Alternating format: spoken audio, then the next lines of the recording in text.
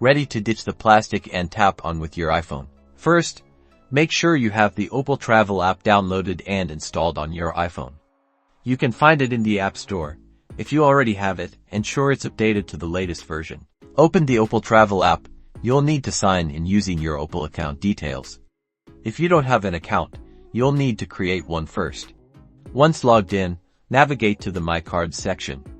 It's usually located in the main menu or on the home screen. Here, you'll see a list of your registered Opal cards.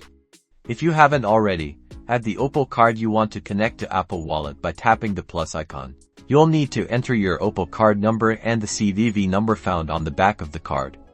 Make sure you enter these details correctly, as incorrect information will prevent you from proceeding. Now, select the Opal card you want to add to your Apple Wallet from the list. Look for an option that says Add to Apple Wallet or something similar. It might be a button or a link. Tap on it.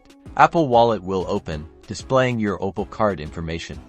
You'll see the card details, including the card number and the current balance. Review the information to make sure it's correct. Before you can add the card, you'll need to agree to the terms and conditions. Read through them carefully, and then tap Agree to continue. Your Opal card is now being added to your Apple Wallet. This process may take a few seconds. Once it's done, you'll see a confirmation message. Congratulations, your Opal card is now in your Apple Wallet.